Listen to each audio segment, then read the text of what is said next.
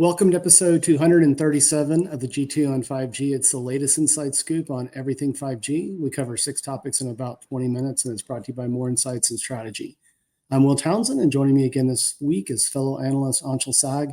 Let's get started with my first topic. But before we do, let's talk some baseball, my friend. So my Astros, Jordan is, obviously injured, but we swept the Rangers, so I'm pretty excited about that. And I've been kind of keeping tabs on your Padres. How are they doing? They're okay. I think they'll make the playoffs. Pretty sure they will. Yeah. But they're not looking playoff caliber. Let's put it that way. I gotcha. Well, hey, listen, we had a slow start to our season last year, and we kind of picked it up at the end, but didn't follow through at the end of the day. But yeah, baseball's fun, man. I plan to watch some. I'm going to be in London next week, so it might be hard to watch it. There'll be just probably a lot of soccer and whatever else going on there. But without further ado, let me jump in. So I caught an article on Light Reading, and we've talked about Mavenir, and I'm not intending to bash them, but what I want to do is provide an update. And this article sort of highlights what the Mavenir CEO believes could revitalize the company. And surprise, surprise, it's agentic AI. And, everyone's talking about agentic AI and the opportunity for, driving, full scale automation and that sort of thing. Mavenir, one of the things they had to do within their debt restructuring was to get out of selling radios. I mean, that was not a great move on their part. There was a huge write down, but they are doubling down, and they're doubling down on agentic AI. And I found it interesting in the article that Kohli, the CEO, spoke to the fact that he believes that agentic AI can replace OSS, and that for our viewers and listeners that aren't familiar with what OSS is, that is the orchestration set of solutions that bring the magic to mobility services. Now, I think that's quite a bit of a stretch. I also think that a lot of other companies are making claims around agentic AI and what it's going to do to sort of reimagine what they're doing. But Mavenir, they're very, very focused. They're a software company. They're delivering software solutions that facilitate, disaggregated infrastructure deployments and management. I don't know, man. I want to get your take on this. Do you think it's a stretch that agentic AI could completely replace traditional OSS? I think it's a buzzword that everybody wants to use. I would need to see more details on how they would consider it to be agentic. Mm-hmm. So I didn't see the details on that, but I do think, when you consider that there's a lot of automation occurring, there could be some agentic aspects to that. Yeah. But I feel like it would mostly be in the operational side, Mm-hmm. and trying to drive whatever automation's already running in the network and do it in a more intelligent fashion. But I think agentic might be a stretch. I think it is too, and there wasn't a lot of sort of detail behind all of this. And it's no surprise. Nokia has been very focused on its autonomous networks platform, and we've talked about that on prior podcasts as well. And agentic's a part of it, but it's not the whole ball of wax. And so time will tell. My New Year's resolution, almost 3/4 of the way through the year is I'm done getting on the bandwagon and poking Mavenir.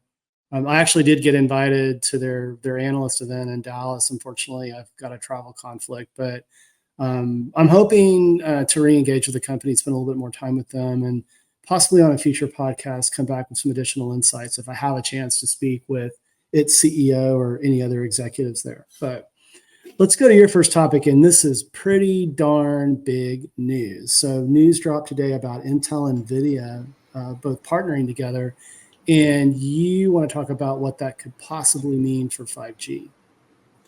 Yes, it's a huge announcement. Yeah. I've been covering both Intel and Nvidia for the last 20 years almost, if not longer. And the truth is that there have been a lot of, first of all, they are competitors. They have been competitors for quite some time. Right.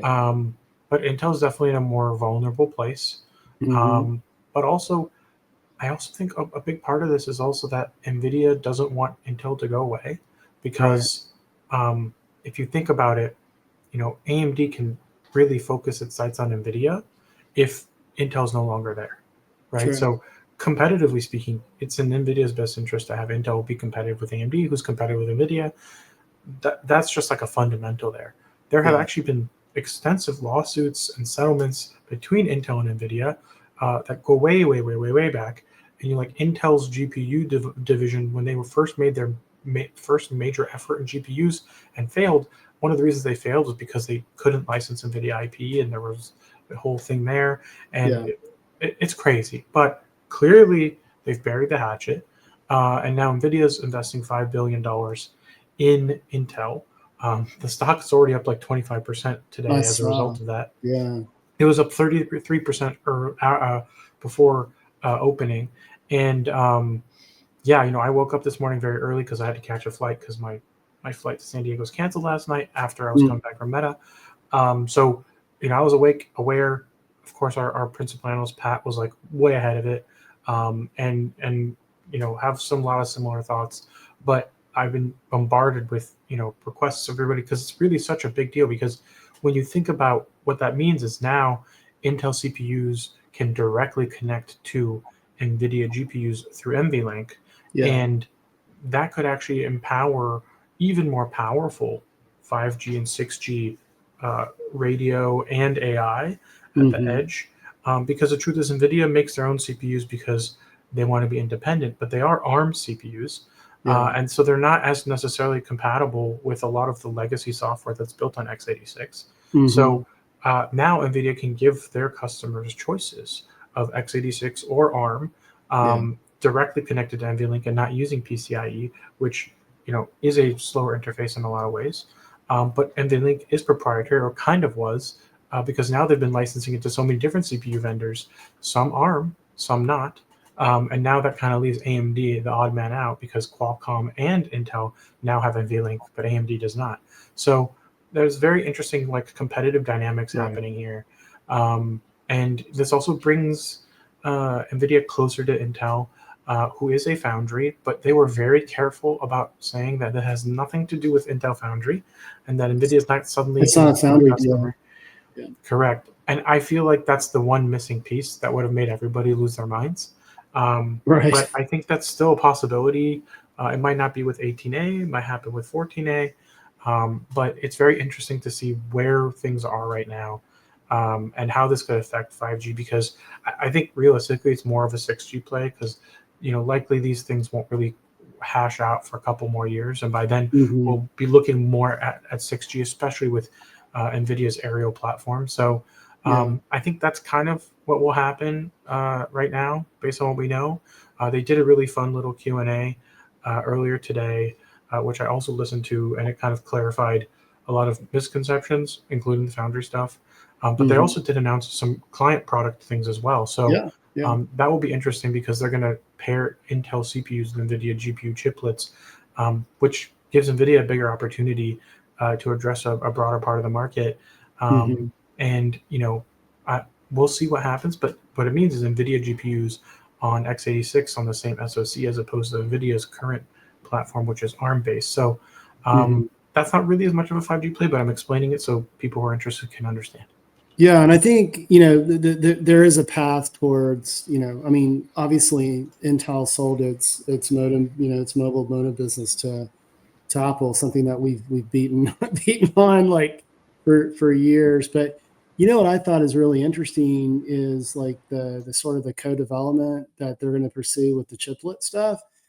Why I think that's interesting is that when you look at AI and you look at training and inference, certainly training that requires the horsepower of GPU technology. It's typically done in the cloud with large language models that are foundational. What's really interesting with x86 is that Xeon can actually perform a lot of inferencing function, and where that really becomes important is for edge AI, right? And so I think it's going to be really interesting to kind of watch how this all unfolds, to see what happens with like, this chiplet, sort of co-development, because I think it could really take the whole notion of edge AI and inferencing to the next level. Would you agree with that? Yeah, I would say you make a really good point, because I didn't really think about that until now, that like Yeah. you could easily start having NVIDIA GPUs in Intel's already existing edge platforms. Yeah. Although, the fate of that business is still a little bit unclear. Right. But it might get a boost if it's running on NVIDIA Mhm. GPUs. Yeah. Because ultimately I think Intel would be happier to ship a platform with or without an NVIDIA chip, as long as it ships, right? So Yeah. Yeah. um, I think that they're definitely in a more delicate place, and as a Mhm. result of that, I think they're open to all kinds of ideas, including this one.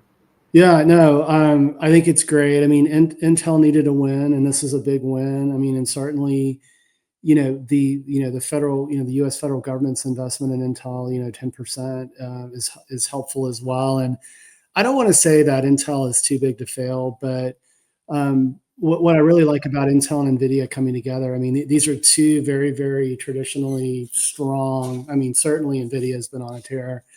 Intel has a long history of success. And this brings two very, very important strategic American semiconductor companies together. And I think that's a good thing from my perspective. So, but it'll be fun to watch for sure.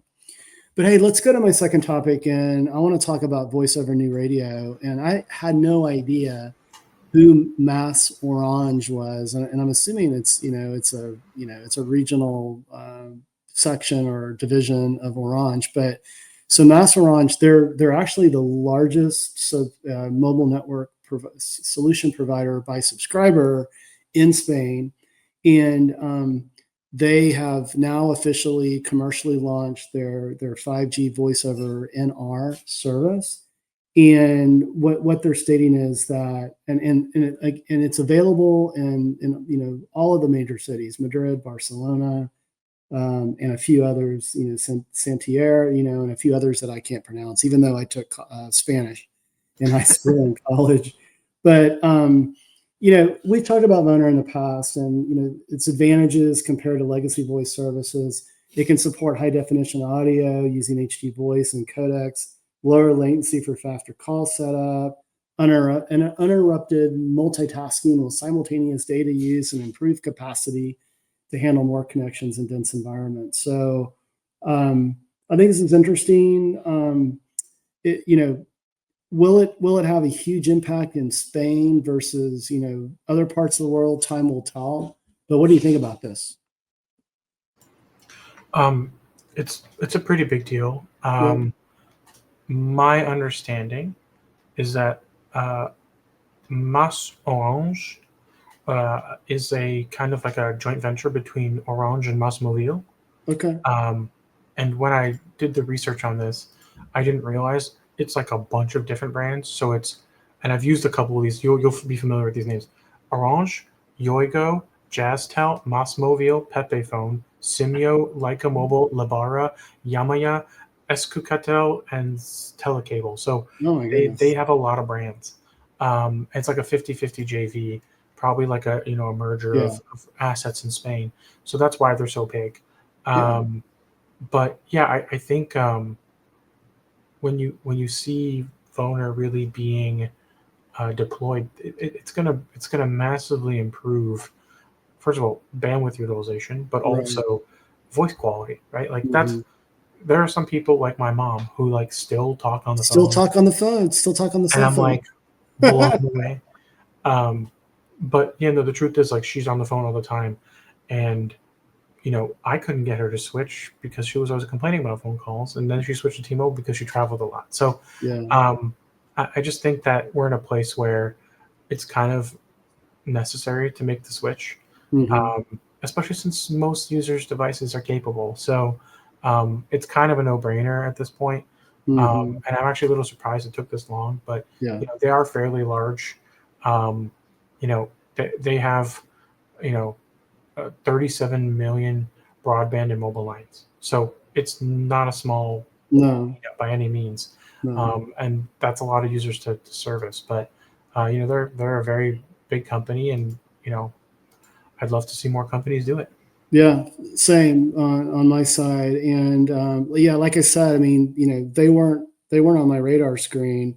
What's interesting too, I did a little bit of further research, and they also claim to have deployed the country's first 5G advanced network in Seville, where my youngest daughter did a study abroad with Texas Tech University. So it seems like they're a very progressive, operator, and you need standalone to do all of this stuff. So I think it's good stuff. It could be a model for other parts of Europe to follow. But with that, I know you want to talk about Meta, and they've released a new set of AI smart glasses. You and I were talking about this a few weeks ago. It's like you said, hey, there's something new coming, but I can't talk about it. I'm under top secret NDA and that sort of thing. But you were also at an event, weren't you, for Meta? Yes. Okay. So they had their event yesterday. Mm-hmm. I was there. I can talk about all the things that I've seen and done. Mm-hmm. They basically announced a whole new line of smart glasses, which none of those have 5G connectivity, but they are going to connect to your phone and leverage AI on your device over 5G to put AI on your face. I stupidly left my glasses in my backpack, which is in another room, so I can't use it as a showcase for anything other than my own stupidity. But it Don't be was so hard on yourself, buddy. Don't be so hard on yourself. they announced second generation Meta Ray Bans. So those double the battery life and improve the image quality by double to 3K video. They also introduced they're called Meta Oakley Vanguards, which are the wraparound glasses. And I kid you not, you will not be able to tell that they look different from regular Oakleys. They just are fully integrated.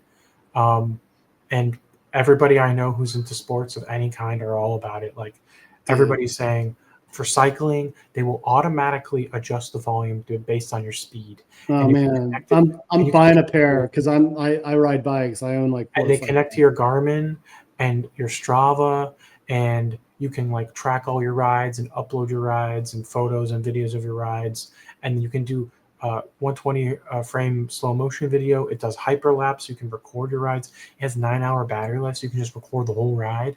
Like it's that kind of stuff. It's like they're doing everything people want to see. Imagine people are going to wear these for skiing, for snowboarding, for surfing, like all these different kinds of things. We're going to get so much content, and people are going to love it. And it's so much louder than every other pair of Meta Ray Bans that like it's 6 decibels louder. So like literally you can be surfing and still hear the music. You can take calls from the slopes and like do a phone call while you're skiing or snowboarding. I mean, there's so many possibilities. I want them to put them on some baseball players so they can wear them like out in the outfield and like catch a ball. I'm really excited about that. That would be cool. Like they just released a video today with all of the athletes that they've already signed. Like I'm trying to think of who they have.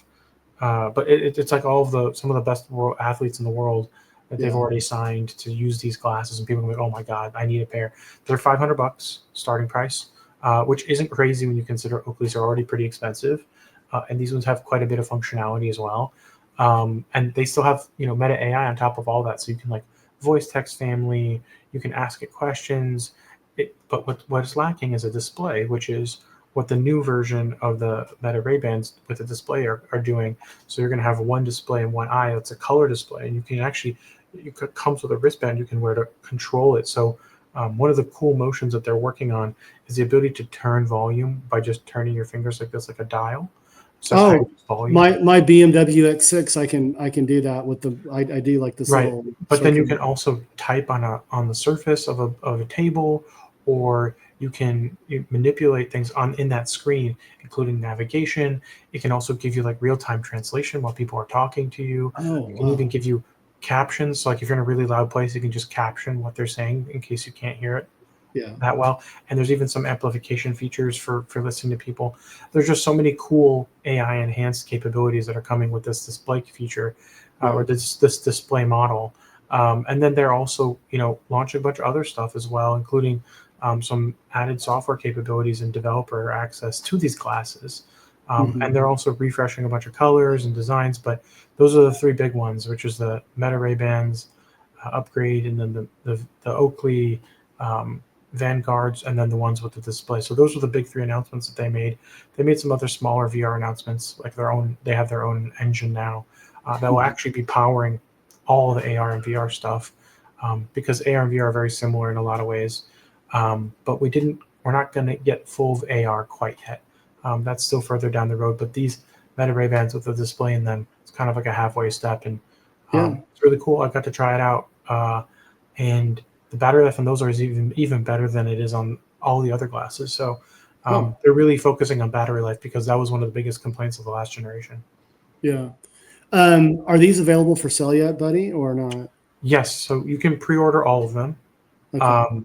I believe the ones with the display, you have to go into a store to order, and try out and get measured and stuff, because they want to make sure you have a good experience. But the Vanguard's already up for pre-order on the Oakley website.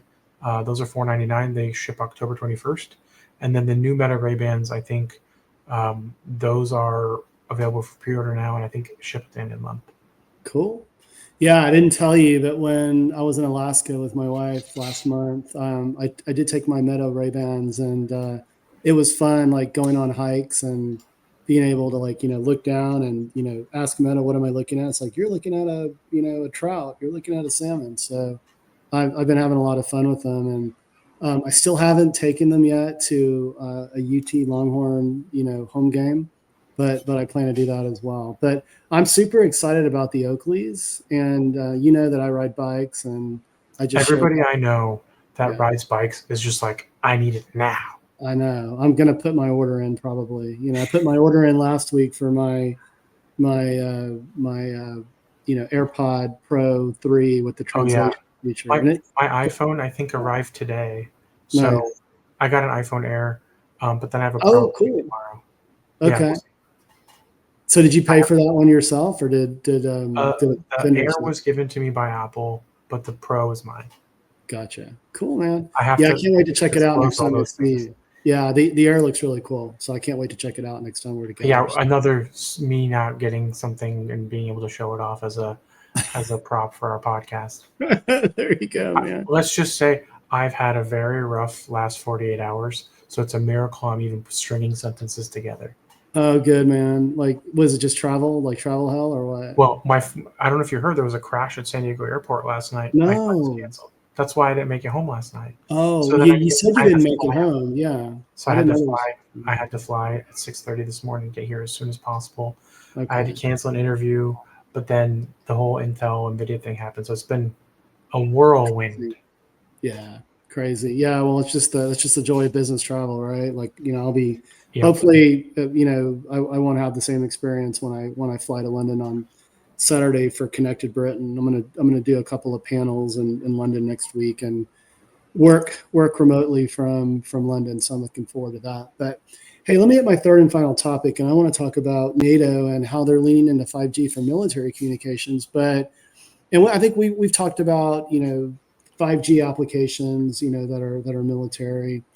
But I thought this was interesting. I mean, this is part of an effort called the Multinational 5G, which is MN5G initiative.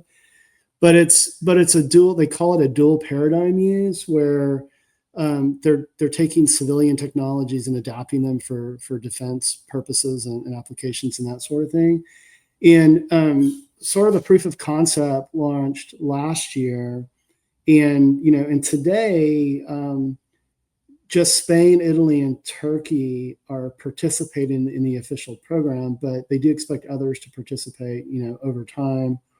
I think it's interesting, when you look at, especially, the conflict that continues to go on between Ukraine and Russia, and how 5G is being leveraged, for like drone surveillance and, for military comms and that sort of thing. And I've also, I'll be spending time again in Latvia later this year in Riga, and Latvia Mobile Telephone, LMT, they have a whole division that is focused on just developing services for the military that leverage their network infrastructure. And they're doing a lot with drones as well and that sort of thing. But I found it interesting that they're, this whole blend of like civilian and military, and I think some of the comms, that result from this could also have civilian applications as well. Like if you think about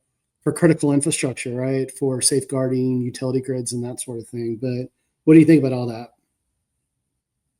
I actually think it's very interesting. I wanted to bring up the whole, Latvia and all of the Baltic countries and their current unease with their neighbor. Yeah. And, the first thing I thought of was every single mobile network operator is going to be leveraged by their military as drone sensing, right? Like we already talked about drone sensing, right? So, we did. And when Ukraine, has been fighting this war with Russia with drones, they've been using Russia's 5G networks for that. And, the Russians recently flew drones into Poland, and Poland didn't really have any infrastructure in place to ward off these drones or to fight them effectively. They had to scramble some jets, which is kind of ridiculous. Yeah. So now the Ukrainians are training them on drones. But yeah, I just think, drones are going to be a big part of warfare now. And I think 5G networks are going to become a big component of how those drones are detected and hunted down and shot down. Yeah, no, I totally agree. Well, hey, let's hit your final topic for this week. And we talked about EchoStar, and we've been talking about EchoStar for quite some time now. But you recently came across something online where they're lamenting their huge spectrum sell off. What's that all about? So there was an event called World Space Business Week, which happened in Paris, and the CEO of EchoStar and Chairman Charlie Ergen talked about that they are going to be an asset-light growth company, which means they don't really have very many assets left. Yeah. Because they've auctioned most of them off to the tune of, was it billions, $40 billion? But they do have a lot of cash now. And he said that it was a forced pivot that they had to make by disposing of their spectrum. They had not planned on selling it at the time, but over time they could have had a more value-enhancing infrastructure for them, much more than we were managed to get today. So that sounds like they're lamenting the current situation. I will say those who are invested in the EchoStar are not upset because I believe their stock is at its highest it's ever been. Stock's up. So the shareholders are happy, and so are AT&T and SpaceX. The stock has dropped off from its high, but it's still the highest it's ever been. And I just think that I feel for them to a certain degree, but also the truth is Charlie's always had this reputation of being a spectrum squatter. So I think that the FCC ran with that and forced their hand. Do I think that should have happened the way it went down? No. But it did happen much more quickly than if they had been forced to give up their spectrum and a new auction had occurred. I do think there should have been an auction because everybody should have had a chance to buy that spectrum. And I do think AT&T and SpaceX likely got that spectrum at a deal relative to if there was an auction. But the truth is that EchoStar shareholders did get a premium on what the spectrum was paid for. I think they doubled their money on both of them. So it's really unfortunate. It doesn't feel right to me, but I do think it will accelerate the pace of innovation because spectrum has become more available more quickly. And I think AT&T having more spectrum will make them more competitive with Verizon and T-Mobile, which is ultimately a good thing. Yeah, I agree. So, I read this article as well, and it got me thinking, like, when Charlie talks about they're going to be an asset light, whatever, enterprise, I mean, what does that mean? I mean, does that mean they're going to become like a SoftBank vision fund? Like, what's your interpretation of that? That's them saying they're going to be an MVNO without saying that they're going to be an Oh, MVNO. okay. But I'll also say the CEO specifically said this was a forced situation for us.